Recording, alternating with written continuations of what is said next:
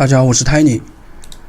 今天我给大家做一期关于 Redshift 在那个胡迪尼当中特殊物体的一个渲染。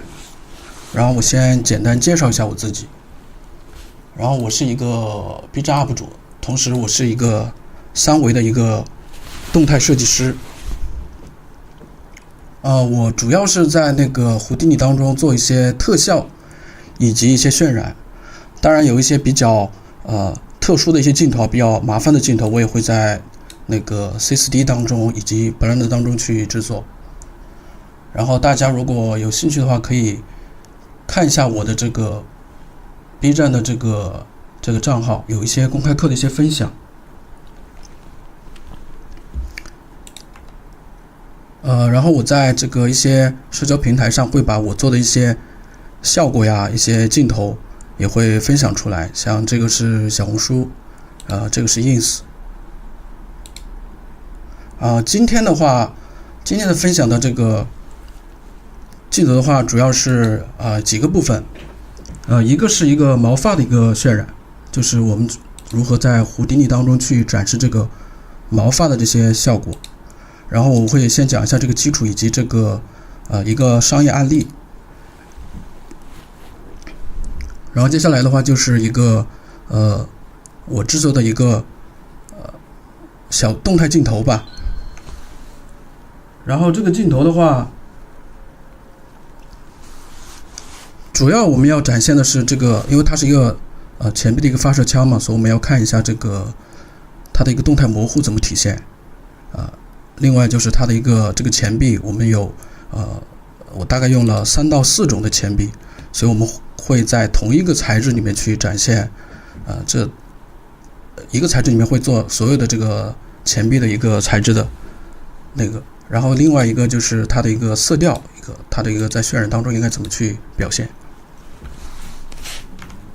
然后另外一个就是一个关于特效部分的，就是一个是这个火焰，烟雾跟火焰在这个 Redshift 当中怎么去渲染，有哪些注意事项。另外一个就是它的一个巨量粒子的一个渲染。如果我们还有时间的话，我也会讲一下这个，就是我们在这个胡迪尼当中，如果有特别多的这个物体需要渲染的话，我们应该去有哪些注意事项。如何去怎么说呢？就是因为我们这个物体一多的话，它的这个等一下，我调一下声音啊。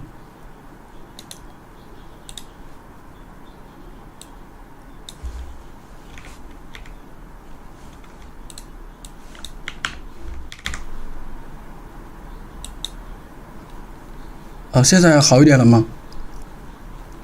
我继续讲，就是如果是像这种巨量物体的渲染的话，由于那个我们在渲染那个渲染器当中，在 RS 当中的话，它会是直接载入到那个显卡的显存里面去渲染，所以我们在视图观察的话，它会那个效果的话就不会很卡。但是像这种物体比较多的话，如果我们是基于那个制作的那个视图3维视图，它的物体量一多的话，它同样会我们在操作的时候会卡，所以我们要怎么去做这个事情去把它解决掉。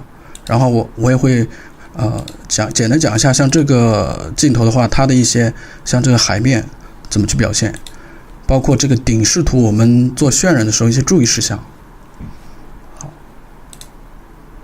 好，我们先进入胡迪尼。胡迪尼的话，我先讲一下我制作的一个基本的一个习惯。之前有些朋友来问我，就是我如果要在这个节点的视图，我们要做一些像这种方格怎么做？就是在这个 Tools 这个地方选择这儿它默认是这个样子，在 Tools 这个地方可以选择这种点，是吧？这个点，然后第二个就是我们说的这个线，就是我经常会采用的。然后我们制作的话，会在一个叫 Geometry 的一个节点空间里面去，比如说我们里面放一个 box， 或者放一个grid。通常情况下，就是我们所有的操作，比如说物体的动画呀、特效的模拟，我们在这里面制作完成之后，我们会给一个空白，给一个空白之后，然后我们我的习惯是就是在一个 geometry 里面会做所有的一个效果的一个制作，然后我会这样会得到非常多的一个 none 空白，对吧？所以我们会得到这个空白之后，我们渲染的话，我们需要把这个蓝色这个部分，就是快捷键 R， 我们把它不要勾选，然后我们会新建一个 geometry， 建一个 geometry 之后，然后我们选中这个空白，按住 Ctrl 加 C，Ctrl C， 然后我们进入到这个 geometry， 我们使用一个节点叫做 Object Merge， 然后我们将刚刚的复制的这个空白 Ctrl V 给它粘贴过来，然后它就得到了这个空白，就是它是个引用关系，就是它本身这里面这个物体最终的这个空白的这个物体，也就是现在我们看到这个物体。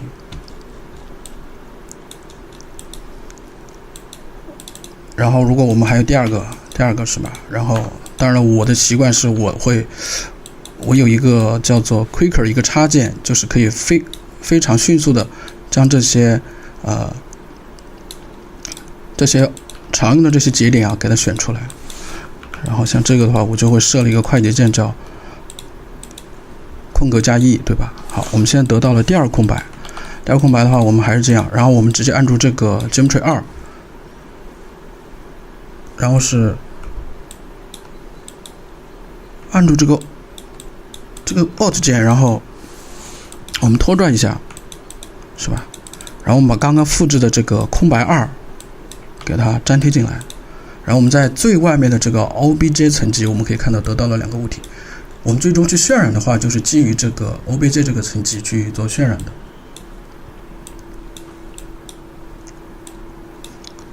这个时候，然后我会做另外一个操作，我们会给它换一个不同的颜色，表示我们是一个渲染的物体。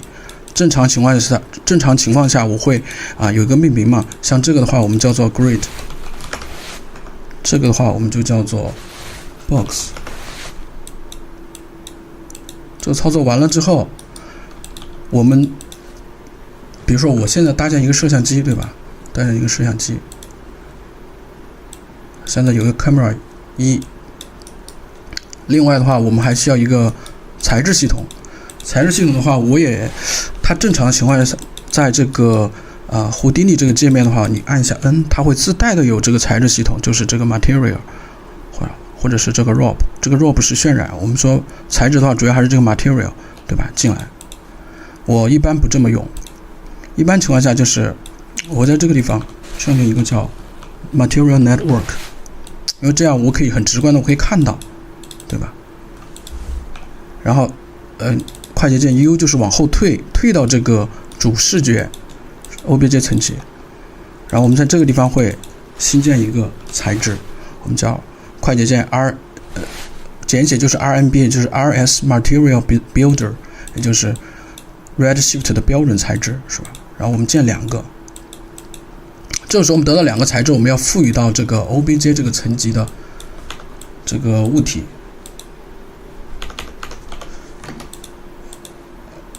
怎么做呢？就是我们进入到首先我一个快捷键是在这个界面的话 ，OBJ 层级我们按一下 Ctrl 加1，然后再双击进入这个 Material Network， 按 Ctrl 加2，它就可以快捷的跳转这两个节点网络，对吧？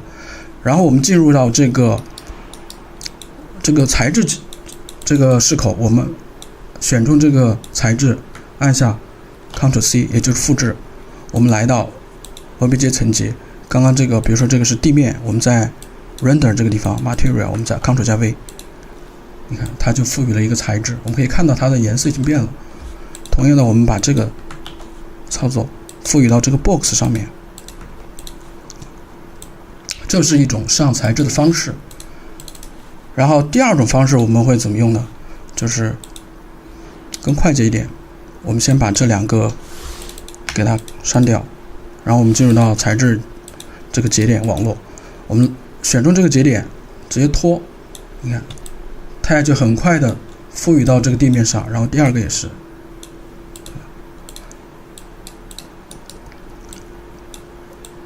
这是第二种方式啊，但是就我的工作而言，我是为了更快捷的去做这个工作的话，我是有2个脚本，当然也是基于别人的脚本做一些优化。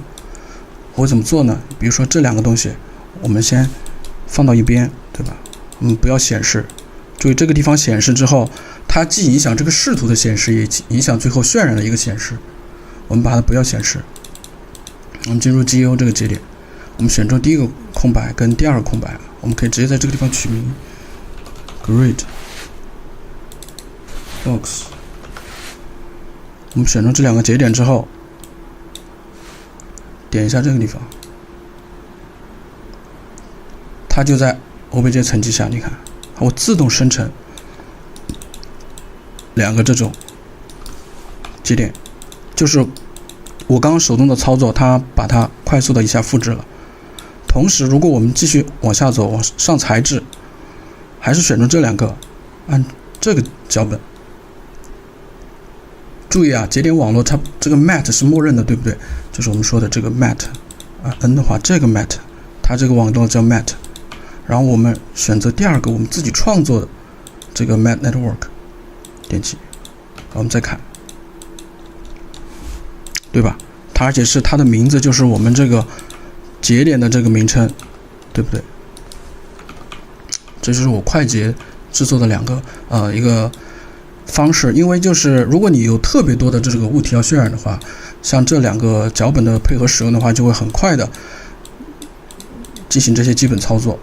然后第3步就是我们要做一个渲染的一个设置。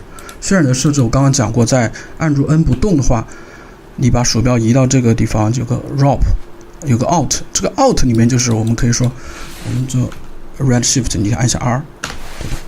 它就会得到一个 Redshift 的一个渲染设置。但是通常我也不在这里面去设置，我们按住1跳到 OBJ 层级，我们会使用这个叫做 ROP Network， 会自己创建一个，它其实是跟刚刚的那个自带的那个 Alt 是一样的。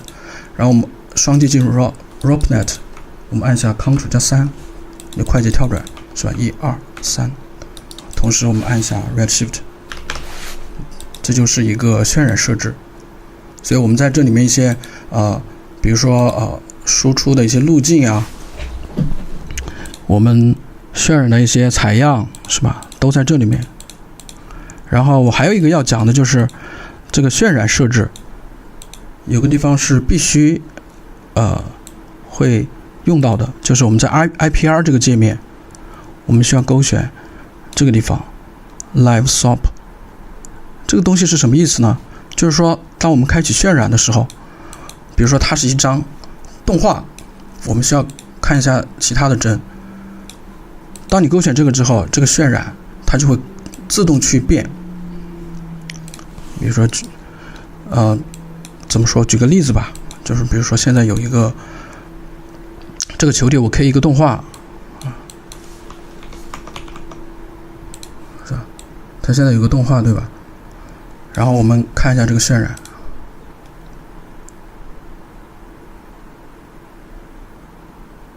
是现在没有灯光，我们给一个Doom Night， 它现在有一个灯光，然后这是第一帧，对吧？当我们拖到，你看拖到后面的帧的时候，这个 box 也是会跟着转的。这就是我说的这个意思，就是当你勾选这个 Live Swap 之后，它就会这个渲染它就跟着动画变化。这就是一个我在胡迪尼当中做 Redshift 渲染的一些基本的一个设置。好，我们退出来，我们直接进入我们今天的那个案例。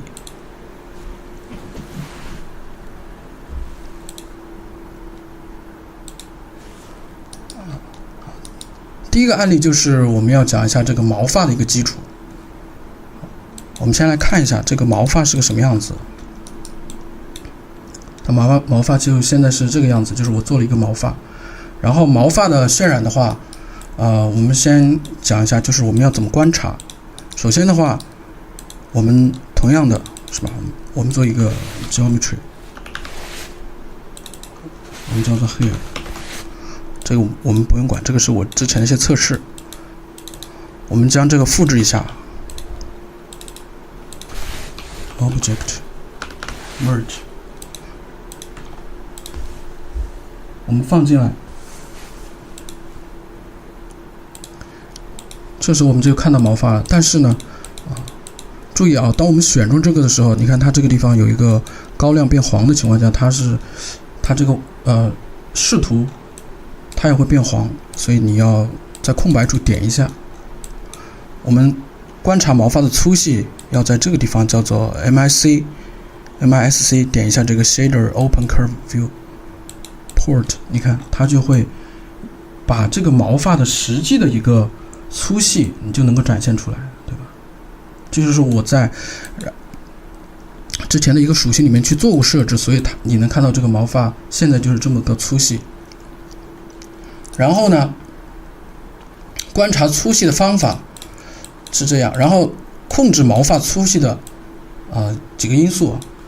首先我们要知道渲染毛发我们有两种方式。第一种方式就是我们把它叫做使用这个 strength， 就 RS 的这个代理，我们在点击这个地方 render object as strength， 同时这个地方这两个地方都是控制它这个毛发的粗细，对吧？当然这个地方为什么看不到呢？因为这个地方只影响最终渲染的一个粗细，它不影响这个视图的一个粗细，所以这个地方是没有变化的。如果你使用这样的一个方式去渲染的话，那么在弧定义当中的话，它就要去读取到这个叫做 P-Scale 这个属性。我们可以看到这个地方有个点层级的一个属性叫 P-Scale， 对吧？然后设置为 0.07， 就是我在这个地方手动设置了一下。好，然后如果我想让这个变粗一点，比如说我把这个变成 0.007， 这个地方好像有点 bug。这个观察应该是只受这个位置的影响。我们先不管这个，我们先说这个 P-Scale。那个 P-Scale 变粗了之后，然后我们先看一下这个摄像机的话，手动设置一下。我们点一下这个摄像机，然后我们把它锁定，然后我们调一下位置。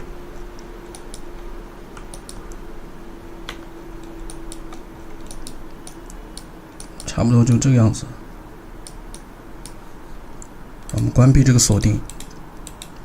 同时这里我给了一个环境光，这个环境光就比较简单，我们可以大概看一下是个什么样的环境光。就这样一个环境光，也比较长的一个环境光。然后我们点一下渲染看一下。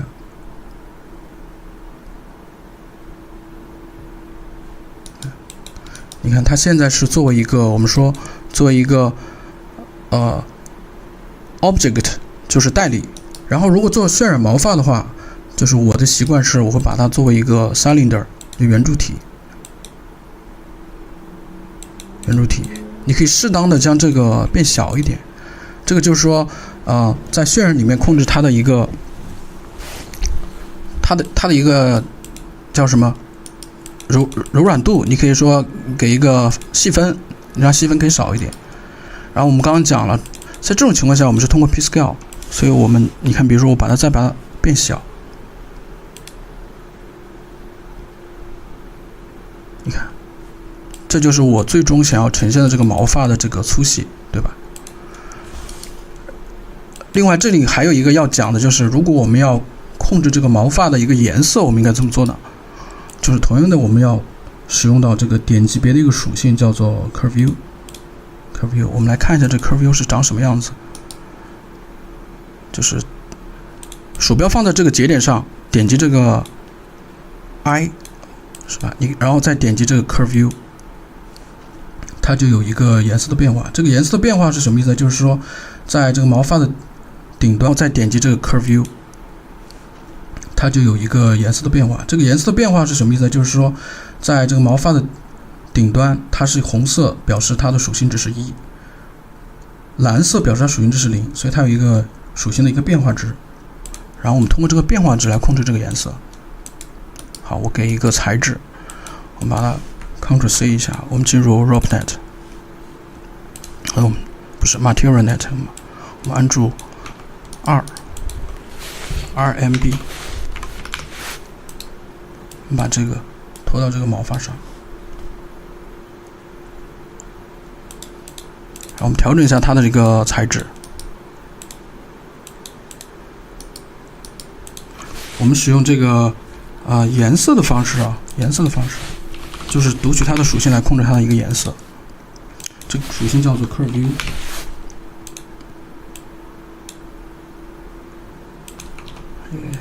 看得不清楚。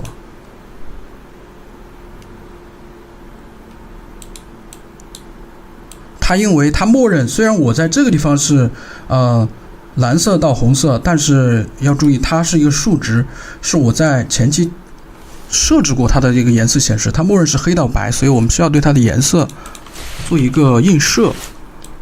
这个是很常规的一些操作，我们在 CCD 里面类似于用顶点贴图去完成这个操作。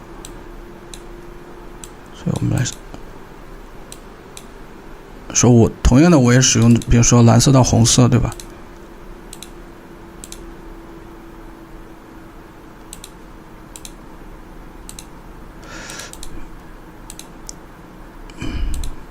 白色吧，颜色也太怪了，红色到白色，对吧？你看它就有一个毛发的一个特点。然后这个地方的话，你可以把这个色彩连接到这个反射的颜色上面。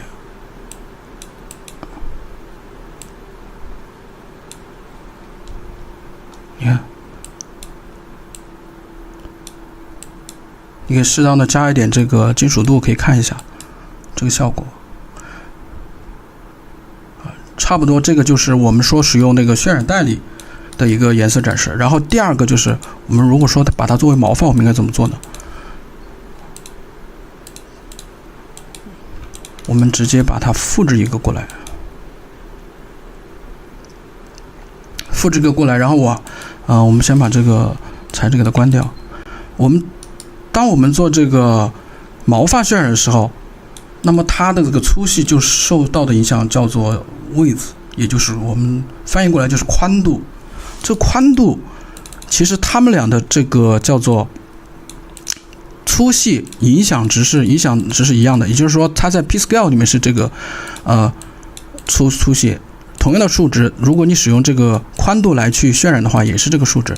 当然这个地方我还没改，比如说这个地方我们使用毛发的话，你看现在应该是没有了，所以我们使用毛发的话，需要在这个 Redshift 这个 Setting Render 点击这个 Render Polygon as Hair， 要点击这个东西。你看，这个时候就有毛发了，看到没？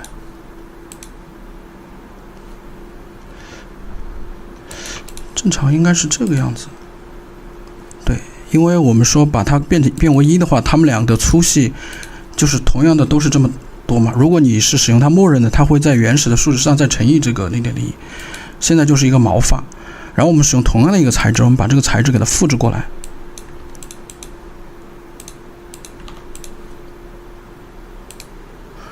然后在这个时候我们做一个对比，我们在这个地方点击一下这个加号，这个表示是毛发的一个材质，然后这个我们使用的是渲染代理的一个材质，我们看一下。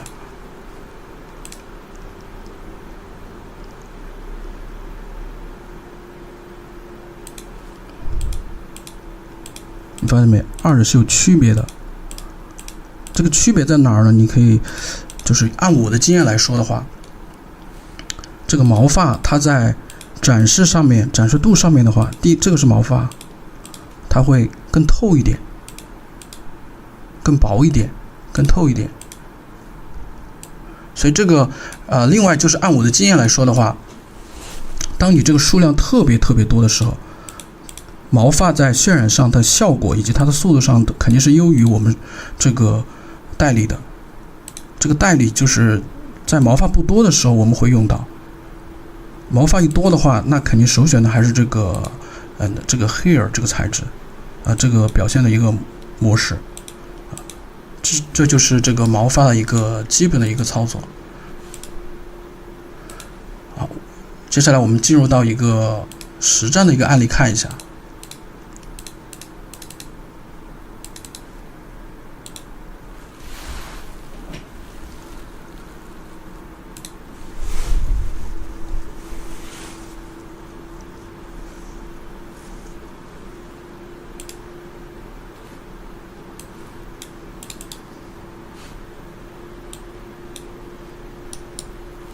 这个案例的话，我们先看一下当时我做完的一个最终的一个效果。这是在23年的时候给这个 Marvis 这个牙膏做的一个社媒的一个小宣传，然后中间就是他们的产品，然后四周的话就是建模了一个类似于沙发，然后把一些毛发克隆上去之后做的一个简单的一个小动态。然后我们来看一下这个怎么制作的。首先同样的就是我们的制作的一个逻辑还是一样的，就是我在这个里面完成了所有的操作，包括这个我们在外面看，包括有一个毛发，一个这个沙发，这个牙膏，背景，以及这个是我当时做的一个测试，把这个删掉。整体的动态也没什么好说的，就是一个给了一个空白，然后做了一个就是简单的一个 K 针，是吧？环绕了一下。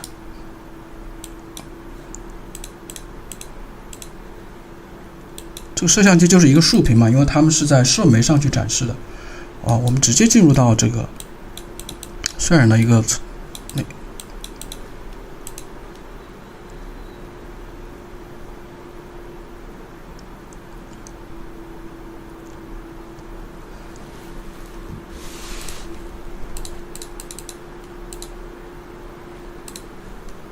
有点慢，这个毛发的话其实这个毛发我们从整体上来看的话，其实它的数量我们可以看一下，这毛发数量其实不是太多，大概只有34万根，其实这个数量不多的。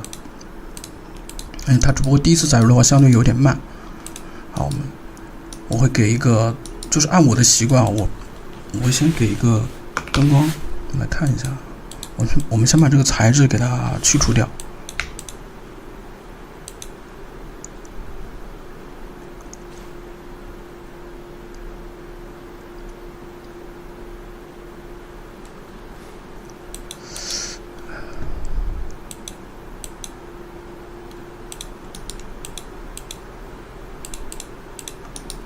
先这样吧。这个它如果还有材质，可能就是需要你再点一下这个重新载入。这个速度比较慢的还有一个原因就是我刚刚讲了，就是因为这个毛发，这个的毛发的一个渲染的话，我是使用的是一个叫做代理的方式去渲染的，我们可以看一下。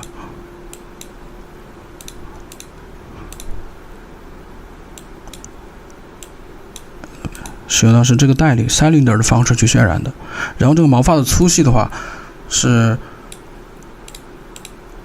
它有一个从里面到外面有一个粗细的，就是里面的更粗一点，外面这个毛发的尖会细一点，所以你可以看到这个 P-Scal 有一个渐变的一个效果。这个牙膏怎么有材质？我看一下。应该是我提前上好材质了，对，在这个地方我上好了材质，可能是，所以这个地方去除，所以我们这个地方牙膏的我们先暂时不管。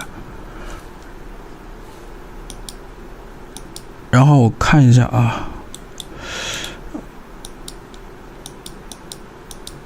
我应该是，我们先加入这个环境光，调低一点。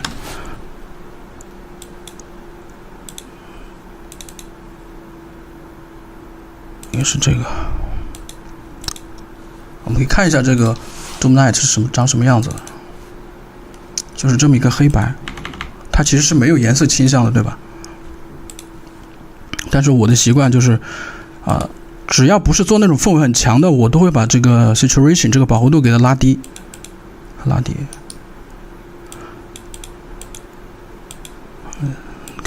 可以再弱一点。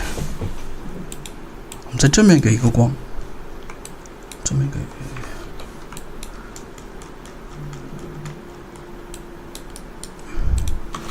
RS Light。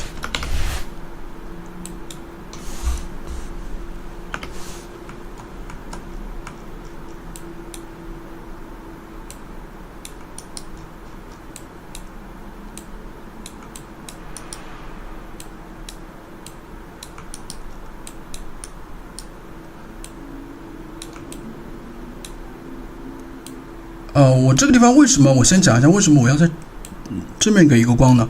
因为它整体这个产品的一个运动啊，它是一个环绕的运动，它不是一张竞争的图片，所以你可以理解为当这个图片在左边或者在右边的时候，你等于是给了它一个侧光的那种意思。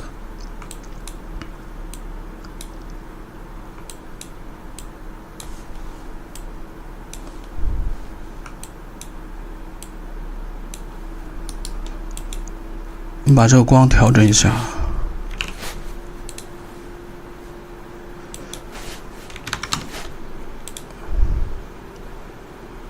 然后我们要把这个，它现在不是影响这个背景了吗？我们把这个背景的影响给它去除掉。怎么去除呢？就是我们在这个地方点击这个 Object， 我们再把这个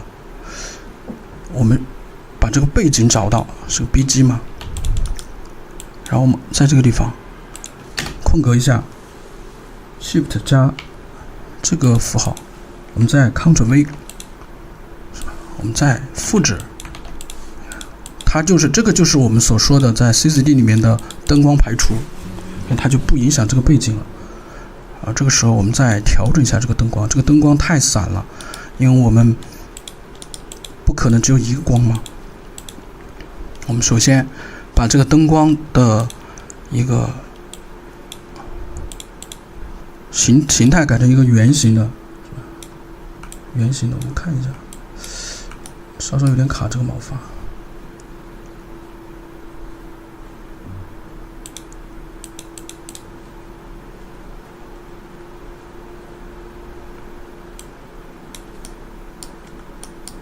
然后我再缩小一点这个大小。然后我们让这个灯光稍微集中一点，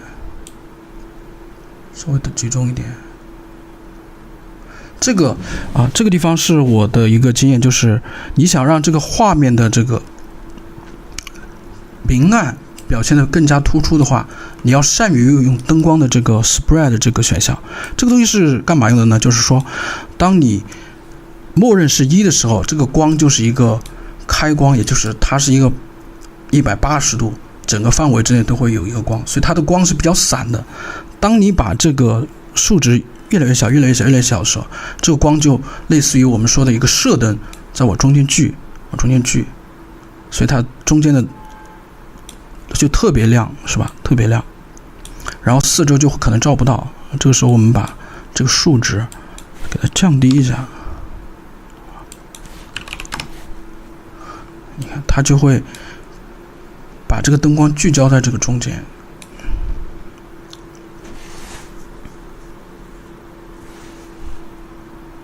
我们先这个样子，先不管了，然后我们再做其他的一个就是我的习惯，我不会，就是我跟大家可能跟其他人不一样，我不会把所有的灯光做完之后再去上材质，我会可能先简单的上几个灯之后，然后再直接做材质，然后我们做这个沙发的一个材质，我们加快点速度，我们直接使用这个脚本，这个地方。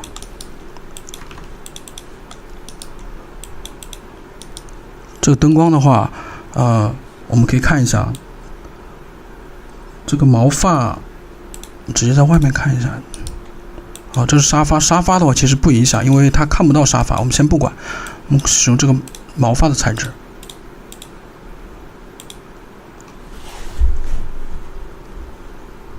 等一下，有点卡。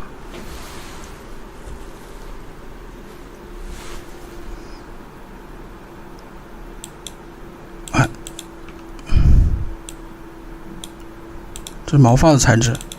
然后毛发的话，你看还是同样的，我给了一个 Curve View。我们在上一节我们已经讲了，是 Curve View 我们用来去调整它的一个颜色映射，对吧？所以我们调整一下它的一个颜色映射。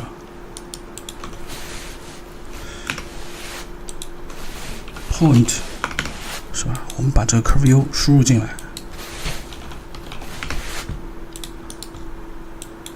同样的，我们给一个 Ramp 对它的一个颜色做一个映射，给到这个 Base Color， 我们给一个粉红色吧。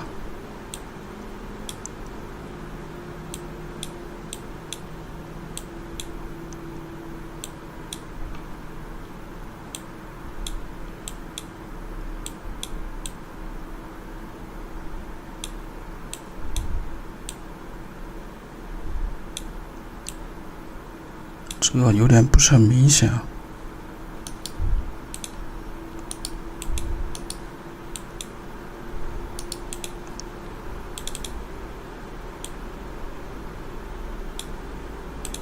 看一下，可能不是很明显啊。这个先这样吧。我们把基本上，然后我们把这里面的这个沙发给一个粉色的一个颜色倾向。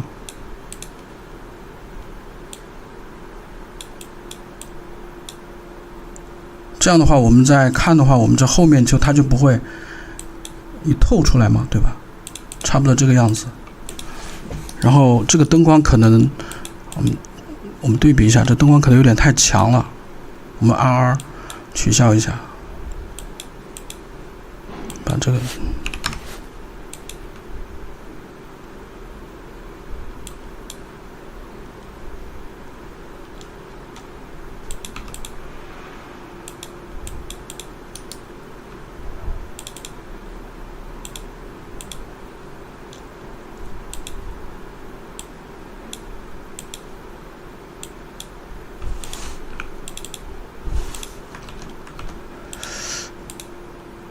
就是我按 Ctrl Z 的时候，它可能有一些 bug， 你看到没？所以我们需要按一下这个。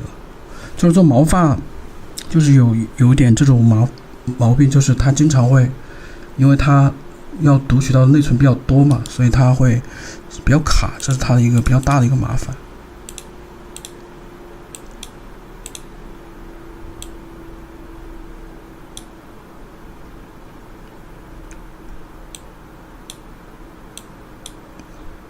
先这样吧，我们先继续往下做这个灯光，这灯光，然后这个背景我们不是有一个背景嘛，所以我们给一个背景的灯光 ，RS，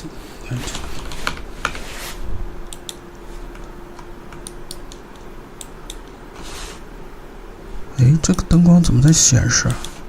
这个地方。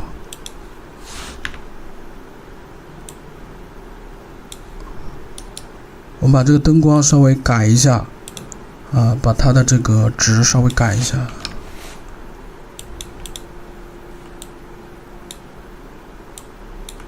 然后也改成一个圆形，大概改成2，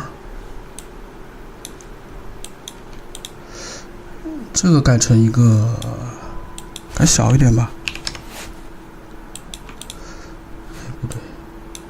先这样，然后我们把这个背景上一个颜色，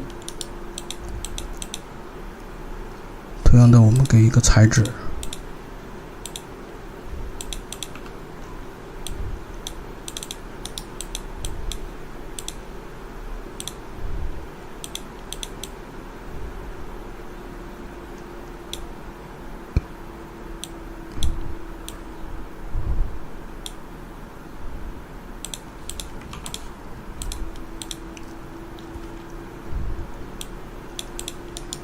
然后我们把这个灯光让它有一种聚焦的感觉，所以我们可以调整一下这个数值。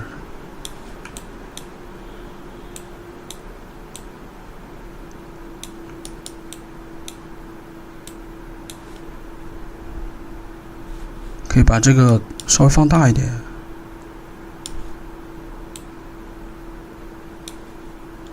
这就是我们说善用，点错了。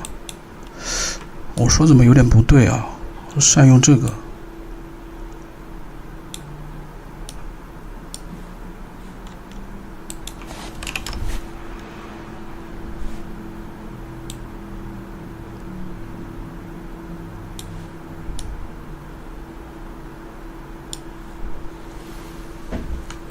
差不多这个意思。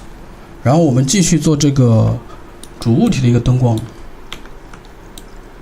注意，我们做灯光调整的时候，需要在这个透视视图，我们要按下回车，它就会选中这个物体之后，它这些轴才会出现。然后我们继续做一下，我们看一下这个灯光。我们做一个顶光。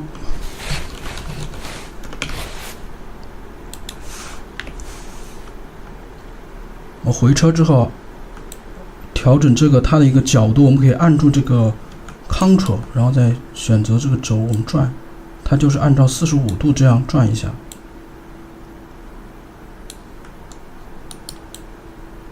哎，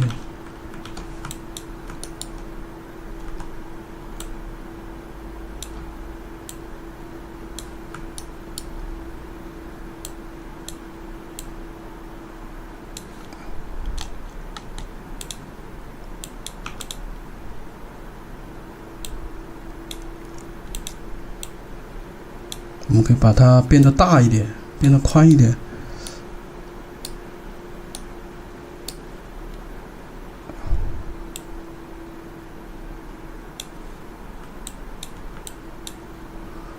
它就有这种效果，对吧？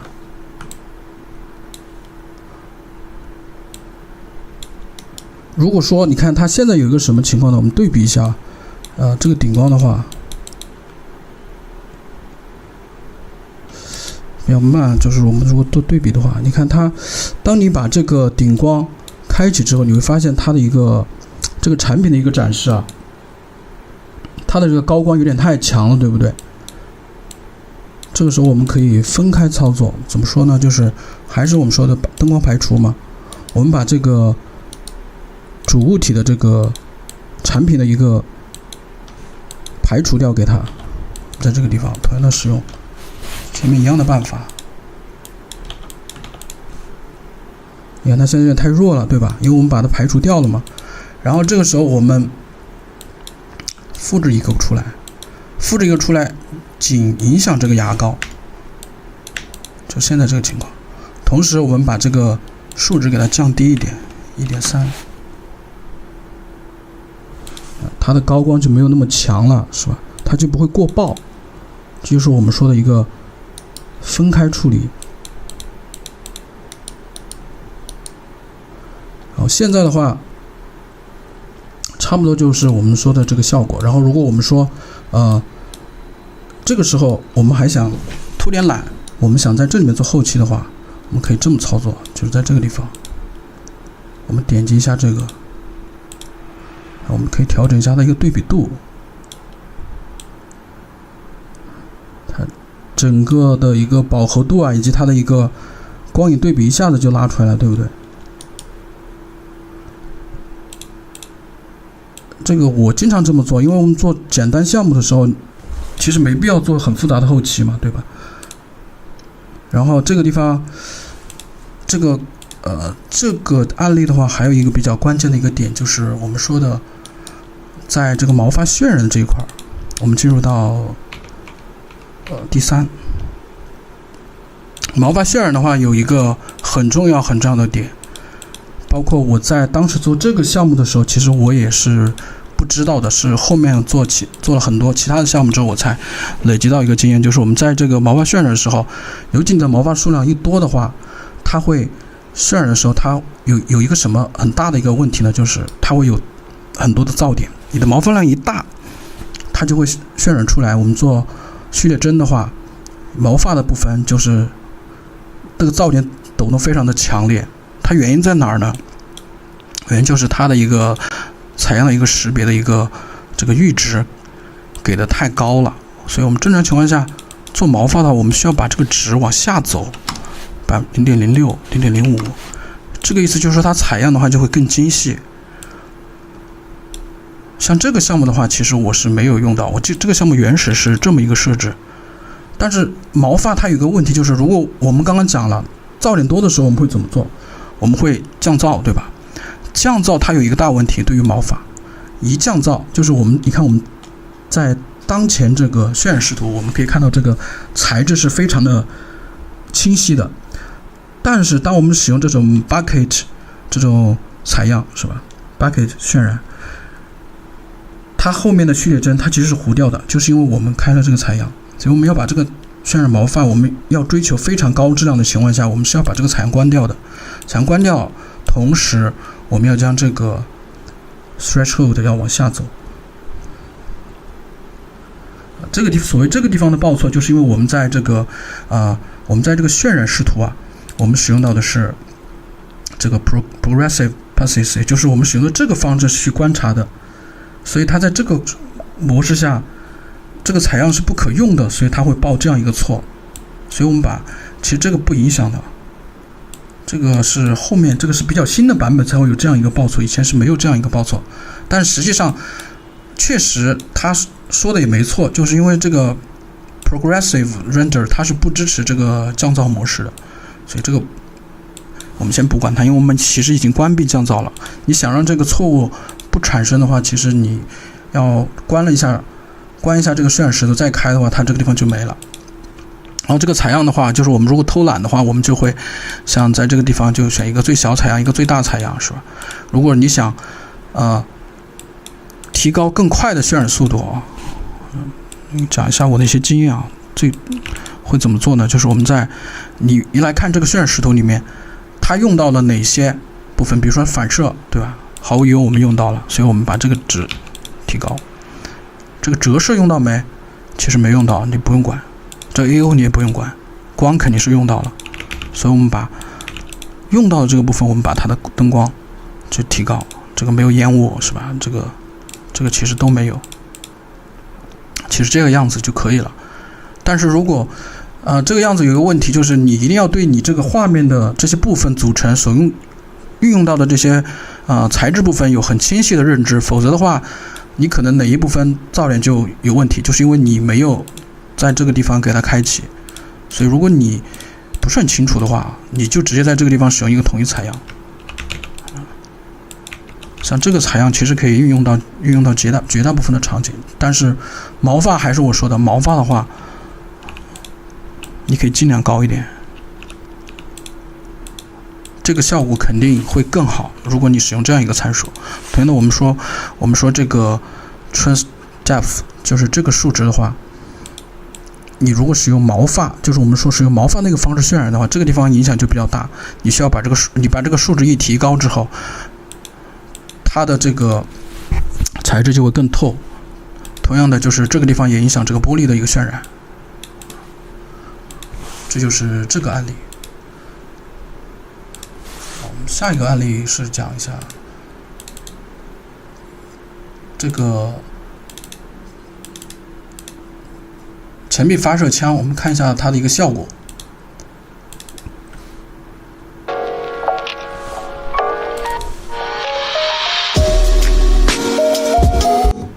这个案例它主要是讲一下运动模糊，然后这种后期效果、清晨色调以及我们说的这种单个材质去做多种渲染，还有这个双面材质，这个东西不常用，但是一用到的话，你又很急，你不知道怎么做。我们先来看一下整个场景的话，它是由几部分组成的呢？一部分就是我们说的做了一个假的无线地面，然后一个是这个发射枪，另外一个就是它的一个纸币。我们先来看一下这个发射枪。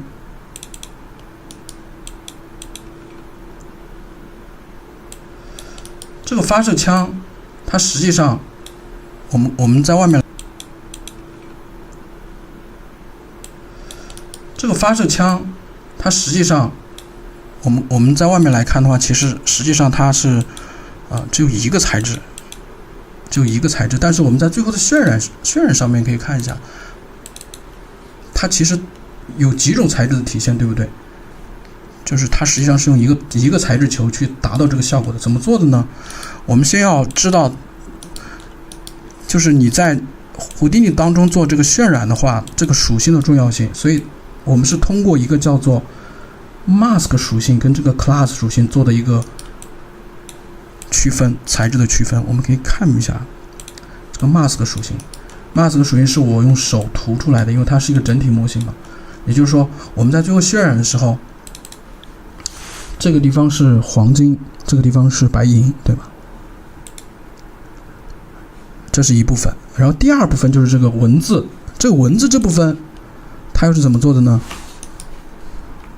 再看一下，我们就要一个 class 的属性，也就是这个部分的 class 可能是0，这个部分的 class 等于1，也就是我们用了2个点级别的属性去做了一个材质区分，来完成了同一个材质球上了3种材质的一个效果。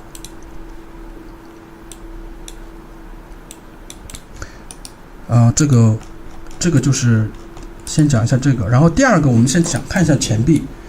钱币的话，我们说钱币它是一个双面材质，对吧？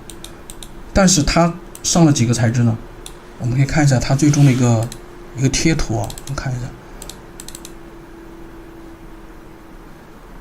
它是用了1、2、3、4、5、6，用了6张贴图，3种钱币，就是20块钱的正面跟反面，以及100块钱的正面反面和2块钱的正面跟反面。同样的，我们只在一个材质、一个物体里面上了3种材质。它同样是用到了我们前面在这个发射枪里面用到的一个属性，我是给它命名为叫做 class。这个整数属性在胡迪尼当中，它是从0开始计数的，也就是它有 class 等于0、等于1跟等于2。好，然后接下来我们就进入渲染。这个渲染这个整个画面的一个动画的话，其实就是你看一个简单的一个一个拉镜头的往后拉，对吧？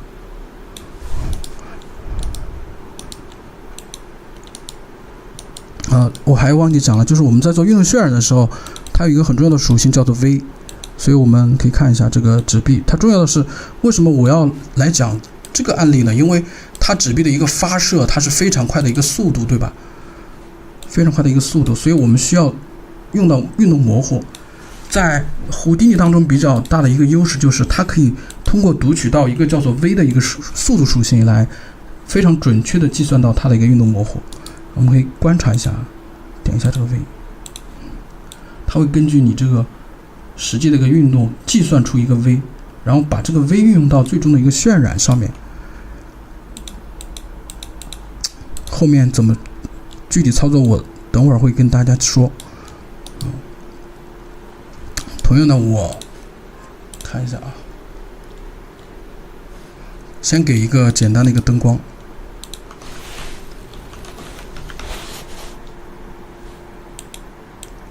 就是一个 Doom Night， 这是我的一个习惯，选择到这个 Doom Night， 这个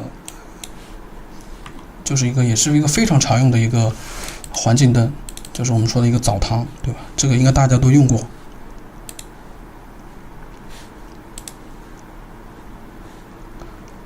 然后我们把它降一下，点开一下渲染看一下。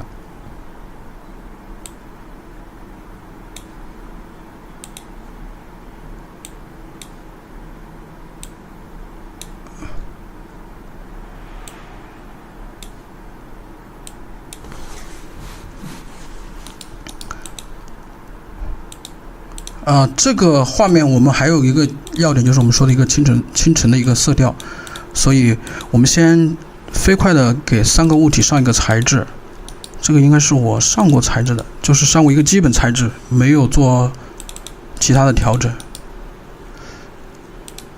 看一下啊，这个 money 这个杠，这杠为什么有材质啊？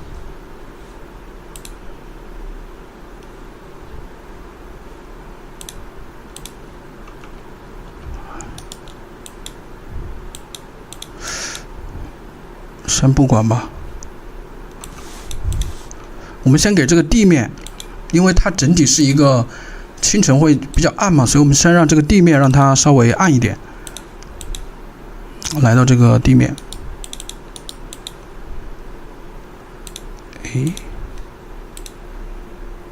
这个怎么不影响？我看一下是有出啥问题了。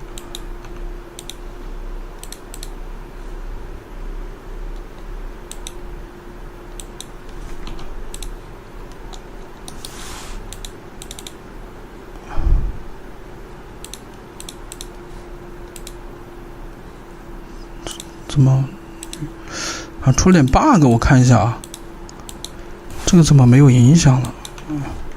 重新上一个材质。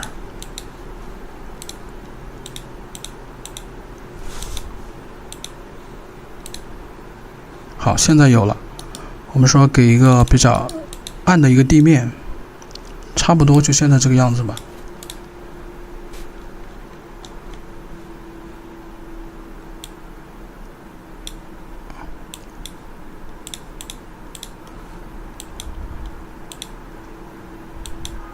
然后我们先处理一下这个枪的这个材质。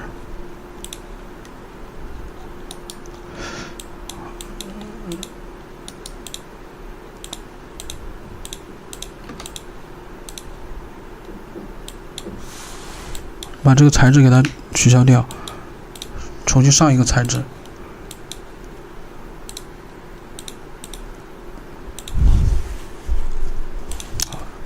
现在没有问题了。然后是这个枪，我们讲了，它实际上是由3个材质组成的，对吧？一个叫做一个是枪的一个主体，枪的主体是由银色的这个按键跟这个金色的一个机身，所以我们说我们先调一个金色的一个机身。我们在标准材质跟以往的这个 material 材质里面，它的一个区别是它没有这个预设。有预设的话，所以我们要直接再通过这个 metalness 去调整这个金属。这个其实也比较简单。在金属的话，我们要通过调整这个粗糙度，影响到它的一个反射强度。我们先暂时给这么多，然后我们调一个金色。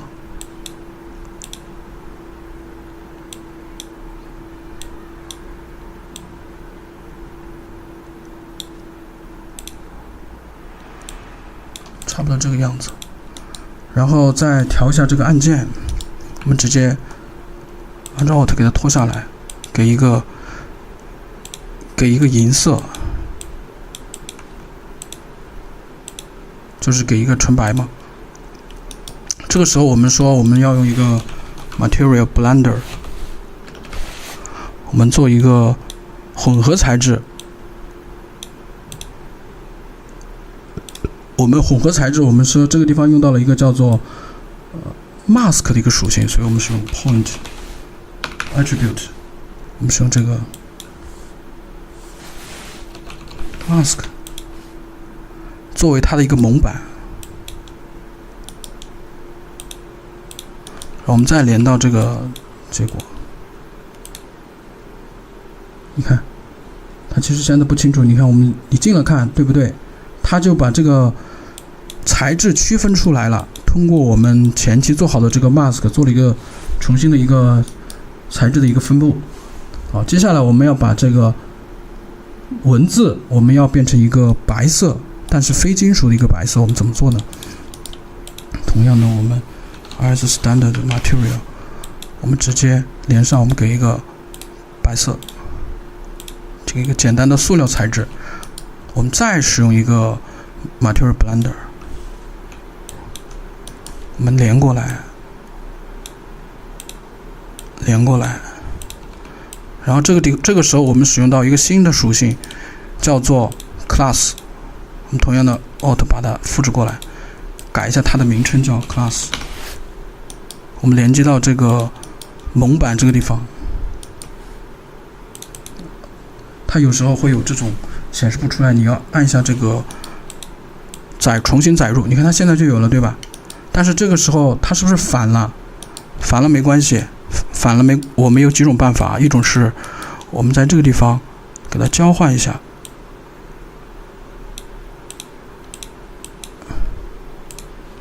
对吧？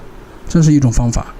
第二种办法是什么呢？就是它不是一个蒙版吗？我们让它的黑白反向一下，连到这儿，给它反向一下，对不对？这个材质就出来了。现在这个我们注意到，我们现在这个灯光的一个环境啊，跟我们最终的一个环境比起来，它有点太亮了，可能是由于它这个角度的问题。我们调整一下这个 Zoom Light 的一个角度，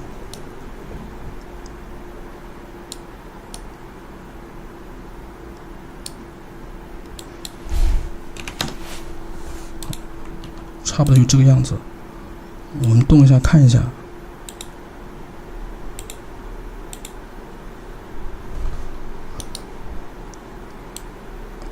然后我们再上一下这个前臂的这个材质，这个材质就是这节课最精华的一个部分，就是我们说的双面材质。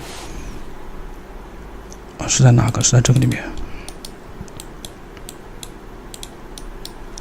双面材质的话，它有一个非常重要的一个节点叫做 Ray Switch。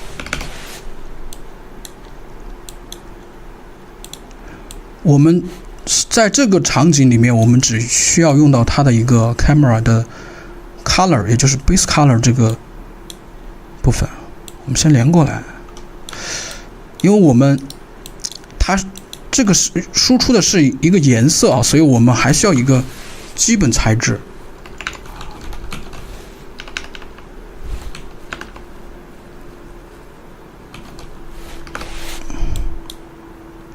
所以我们连到这个 base color， 连过来。这个现在肯定是没有的，因为我们没有上贴图嘛，对吧？我想一想，这个地方应该不连材质，这个地方直接连贴图。所以我们先把这个20块钱的我们要拖进来，这个是正面。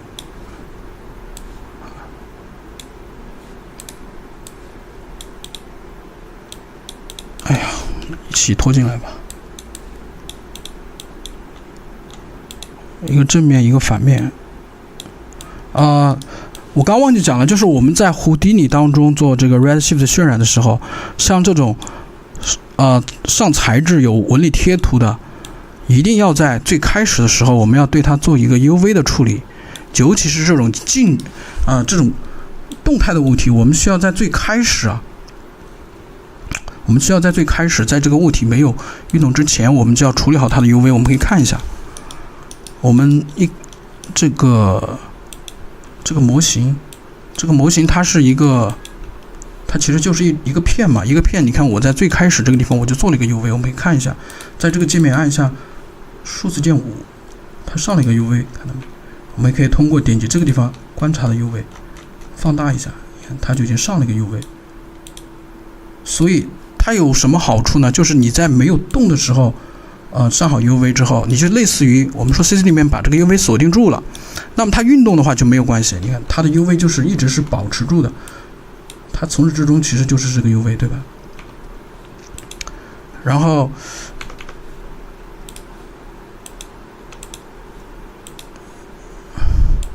所以我们在这个前臂这个地方，其实这个 UV 它是没有对住的，就是你可以看到它前臂是歪的嘛，是歪的话，你就要在这个地方去调整它的一个 offset。这个 scale 肯定是不用动了，因为我们在 UV 这里面就是这个大小，一开始我是照着这个前臂的一个比例我去做的，所以这个大小是不用调了，你主要调整这个 offset。这个 offset 的话比较麻烦，我看一下我原来的材质，我直接把这个比例拿过来就行了，就是-1到2.4。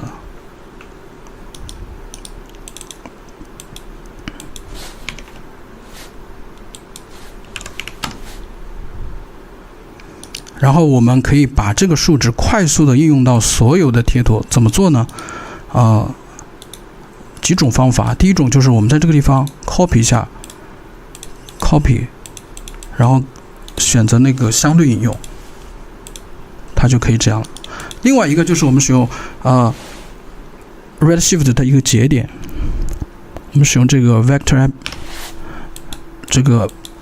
math， 就是它的一个 vector 的一个数值，它是叫-1到 2.4， 对不对？也就是2个轴向，第3个轴不用管，我们直接连到这个adjust 的，不是，是这个 scale 吧 ，general scale。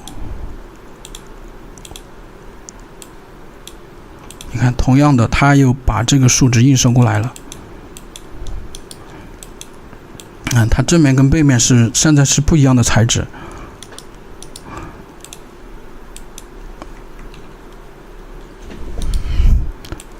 然后我讲了，我们要用到3种钱币。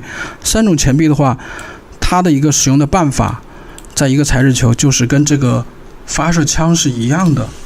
注意，我们在这个3维视图里面，当你射中摄像机之后，你可以通过快速把鼠标放到这个视图之后，快速点击这个回车上面的这个斜杠键，回到摄像机视图。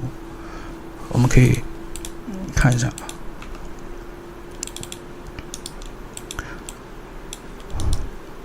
同样的，我们跟这个枪一样，我们要用到它的一个叫做什么 class 属性，对不对 ？class 属性，所以我们需要跟之前一样用到这个节点叫做 class， 然后使用到另一个节点，这个也是一个在同一个材质球使用多材质会用到的一个节点，叫做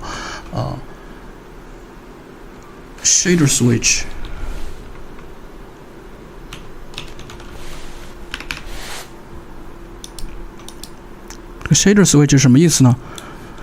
这个 shader select 就是通过你给它选择一个材质，怎么说呢？我给你演示一遍吧。就是比如说我现在选择的是 shader 0，对不对？应该是在这个地方选择。比如说我在这个地方选择 shader 0，然后我直接连过来。当这个shader selector 是不是它就是0嘛？我如果转向1，它就是白色嘛，因为0是这个嘛，0我已经赋予到了，这个1不就是白色吗？然后如果我使用橙色，那么我 shader 2是不是它就会变成橙色，对吧？它就是这个意思，可以理解吧？然后这个 shader 这个 selector 就是我们通过这个属性，因为它不就是012的变化吗？是不是？所以我们就使用这个 class 属性得到012，我们连接到这个 selector。同时，这个我们就直接使用一个材质球，因为其他的，哎呦，错了，直接那个关了，等一下。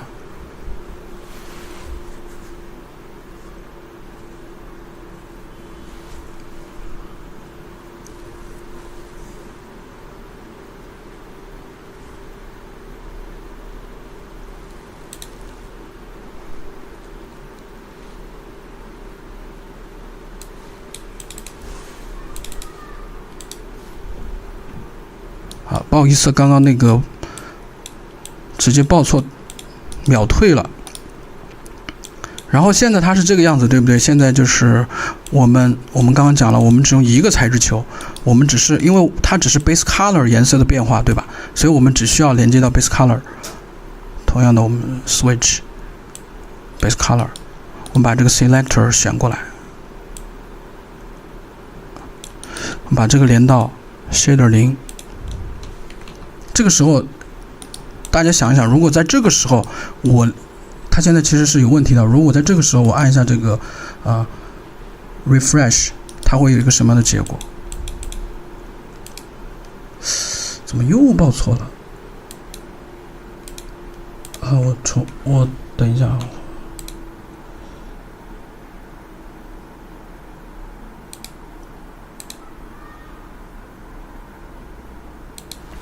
等一下，我重启一下，他好像说要重启一下。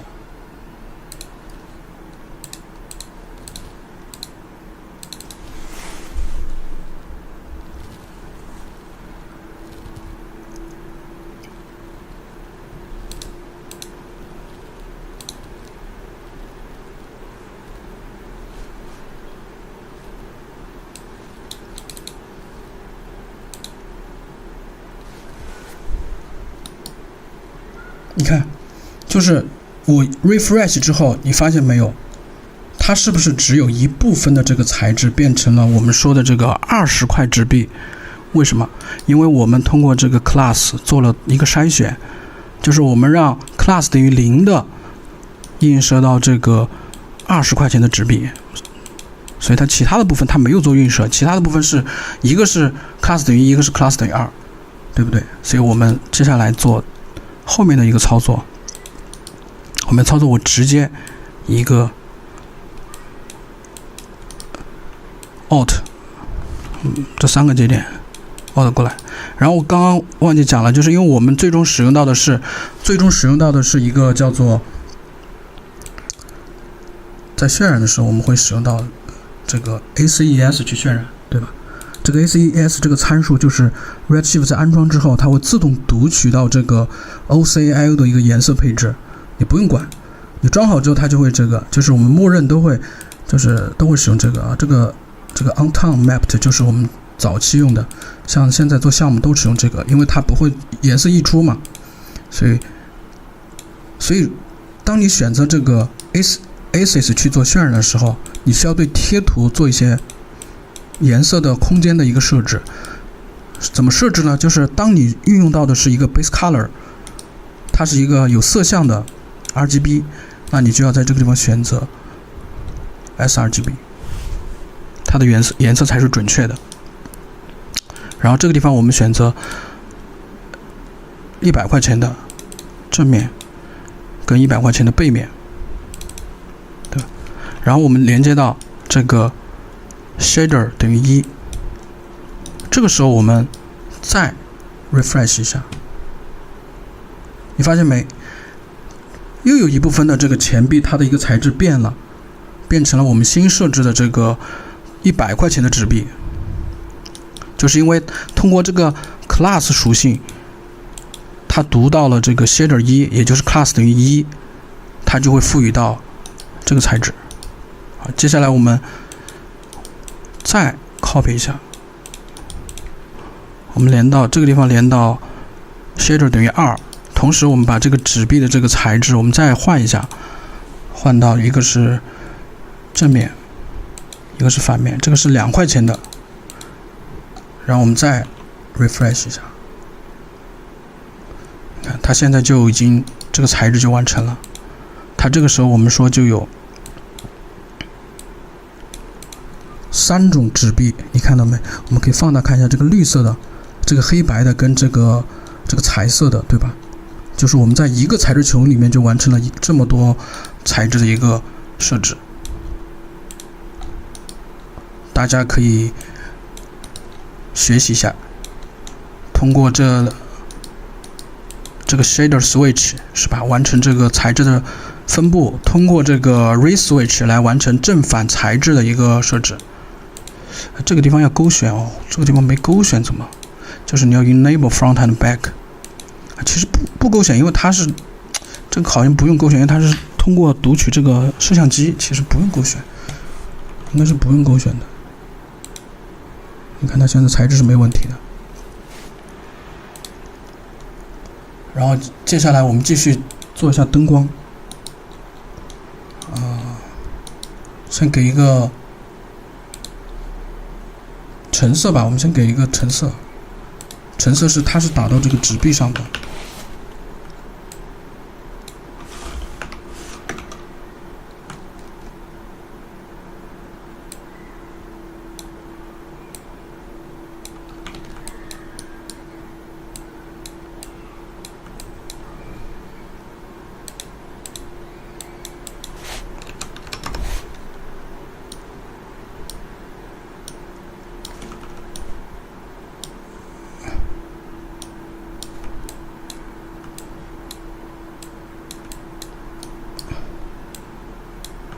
我们给一个颜色偏成到一个橙色，然后我们讲了就是你需要做一下灯光的一个 spread 的一个调整，让它灯光稍微聚一点。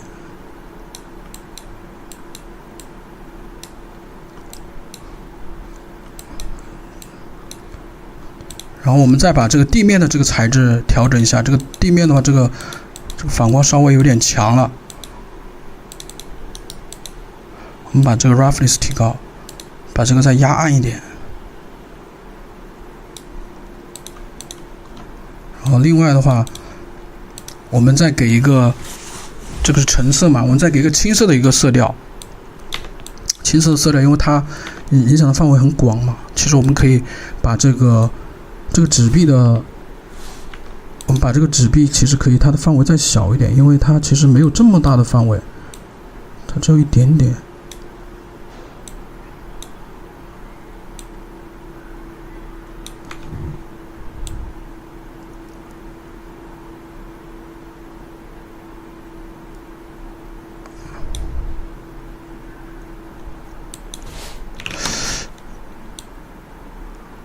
差不多吧，然后我们给一个氛围光，我们给一个顶光。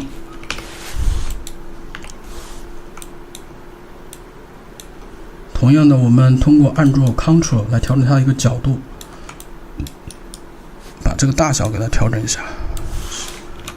先把它的强度调整一下，大小调整一下。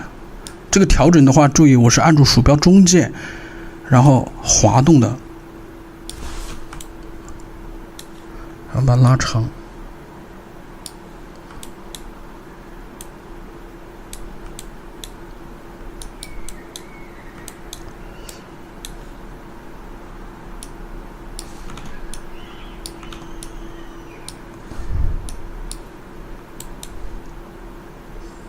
顶光的话，我们给一个青色，给一个蓝色，偏青色一点。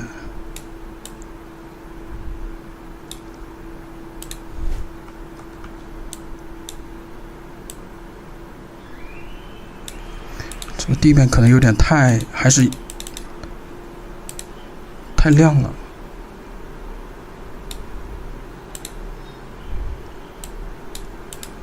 对吧？它整体的这个清晨的这个感觉其实就有了。如果你感觉这个，你看，如果你感觉这个右边这个橙色还不够强的话，你可以把它的范围再调整一下。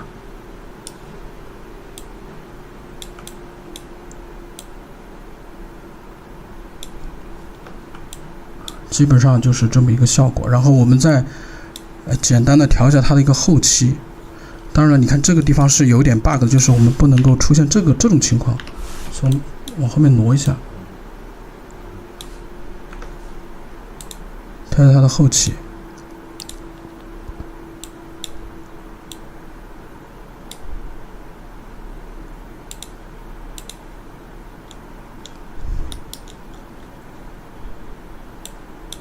然后还有一个点就是我前面，就是我们在这个最终有一点点这种辉光晕的效果，我们是在这个地方调整的，对吧？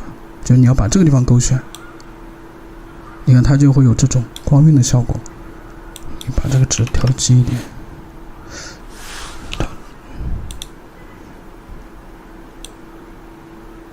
给一点点微弱的这种光晕的效果。同时你也可以给一点点这个 LUT， 是吧？调整一下，让它的这个对比度啊、色调有一点点微弱的一个变化。还有最后的话就是我们说的运动模糊应该怎么做？刚刚我在前面讲了，就是这个运动的物体，我们需要有一个基本的，需要给一个微属性，对吧？接着我们第二步的话，就是我们在这个运动的物体上面，通过这个 geometry， 需要在这个地方 Redshift Setting Render 勾选这个 Mesh Deformation Blur， 就是它的意思就是说，它是通过这个 V 的速度属性来计算得到一个物体的变形效果，也就是我们简单说的运动模糊。同时我们需要在渲染的设置这个位置开启Motion Blur 这个位置，我们需要勾选这个 Deformation Blur 开启Motion Blur 这个位置，我们需要勾选这个 Deformation Blur， 你需要把这个地方勾选。你只有把这个地方勾选了，它这个运动模糊才会计算的是这个我们说的微属性的运动模糊。还有一个点就是我刚刚也忘记说的了，就是我们如果是通过这个地方调整了后期，我们需要最终渲染，就是所见即所得，我们有几个注意的事项。第一个就是我们要在渲染的这个格式这个地方选择 PNG 或者 JPG， 这个地方可以不用改，你只需要改这个地方的位置以及它的一个前缀的一个名称，其实都不用改。其实这个东西它会有一个名称，我们按一下鼠标中键，它会有一个，主要是改一下这个格式啊，就是 JPG 跟 PNG。第二个就是我们说的，在这个 Post Effects， 你要把这个所有的这个点要给它勾上，这个勾上再加上这个格式，那么你炫出来的 JPG 或者 PNG， 它就是所见即所得的这个效果，就是我们现在所有的设置它就会应用在这上面。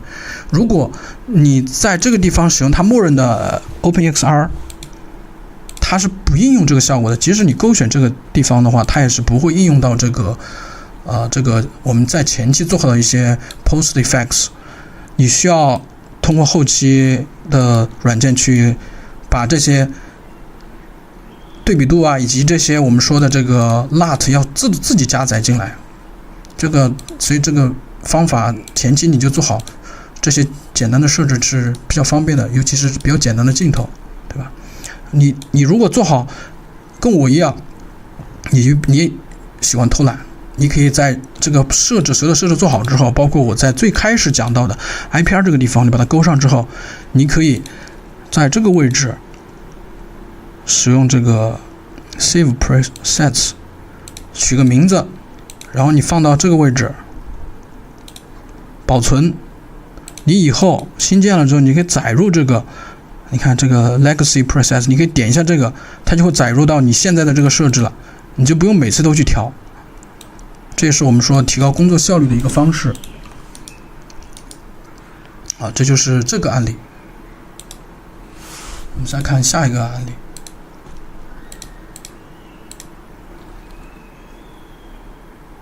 下一个案例的话，我们看一下啊。我们先来看这个案例。这个案例就是巨量的粒子，我们说，怎么去渲染这样的粒子，然后通过那个材质来展现这种流动的效果。这个效果目前来说也只有虎迪尼能做到，因为它这个粒子的量实在太大了。这个虎迪尼它这个即使你导出 CCD 的承载也还不够。所以我们先来看一下。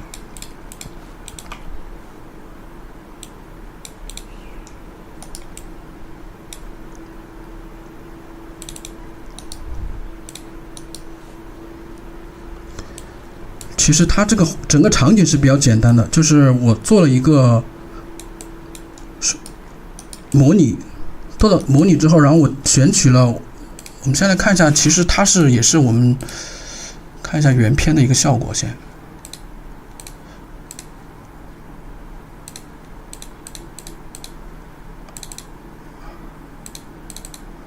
它其实一探宇宙，时间的颗粒握在手心，一探这个效果，天然砂石在指缝中流动。它原片是这样，有一个这种流动的效果，但实际上其实它是粒子，它主要的展现是在一个灯光跟它的一个我们说的一个材质的体现。其实这两个镜头是一个模拟，只不过我当时是换了不同的角度。日月流沙，镌刻成印。然后我们来看一下，就是最终，因为这个原片这个渲染时间这个模拟时间太长了，所以我就简单的渲染了那个模拟的一部分。然后我们就选取其中的一帧。首先我们现在看一下，就是你要得到这个颜色，最基础的就是你在最开始的时候，你就要赋予这个材质颜色，就类似于我们在后期给这个物体上 UV 的时候，你必须提前给它做好这个设置。我们来看一下，这个比较卡，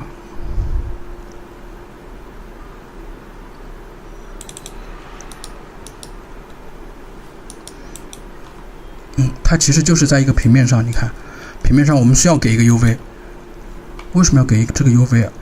就是因为我们在这上面撒点嘛，撒点的话你是没办法读取到这个图片它的一个色彩的，所以我们需要通过这个 UV 来读取，所以我们再给一个少一点的，把这个 UV 给它赋予到这个点上，因为 UV 在胡迪尼当中它有一个属性，它是属于叫做顶点层级。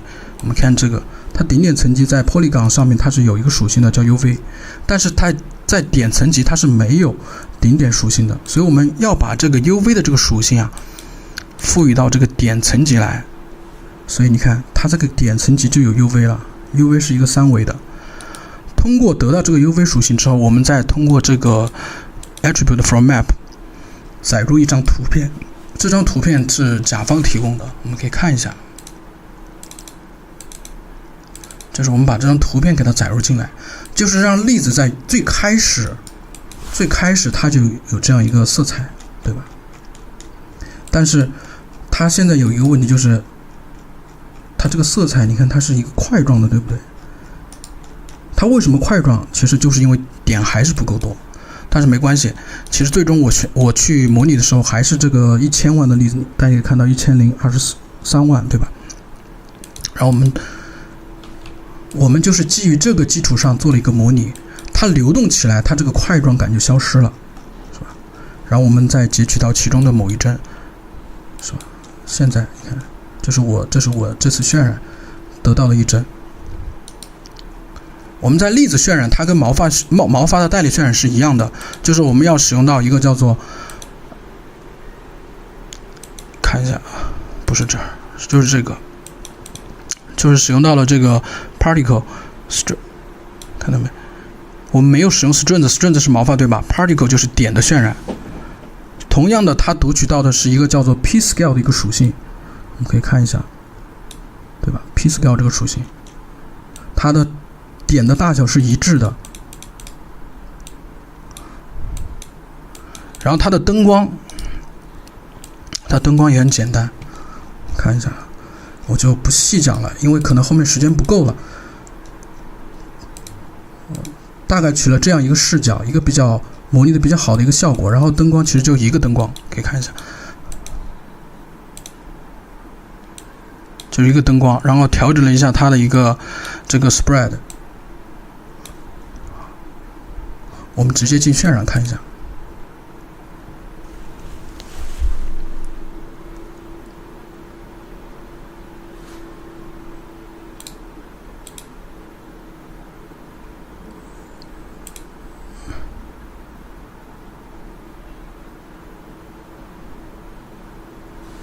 我们重新上材质啊，我们把这个材质给它去除掉。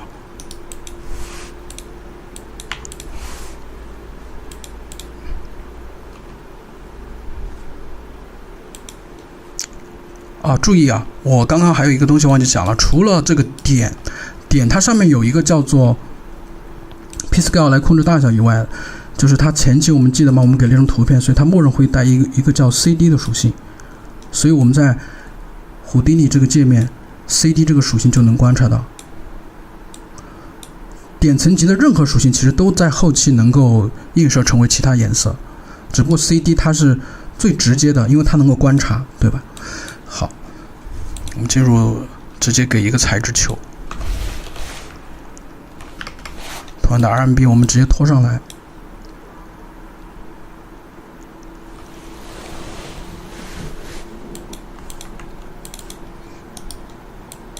首先我们要让它得到一个 CD 属性，跟前面是一样的，就是我们使用到 point attribute lookup， 它默认就是 CD 嘛，我们直接连到这个 base color 上面。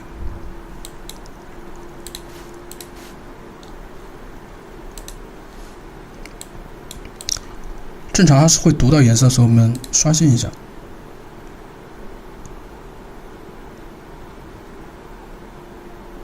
你看它这个地方报错是为什么原因呢？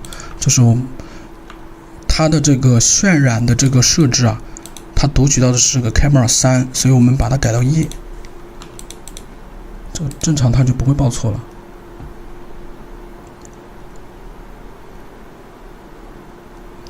需要重新记一下，可能它就。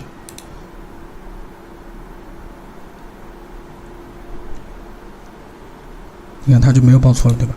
然后我们继续看这个材质，它现在是有一个 CD 颜色，对吧？这个颜色肯定不对，为什么？因为它这个反光太强了，反光太强了，我们应该怎么调整？一个是调整它的一个 roughness， 对吧？是吧？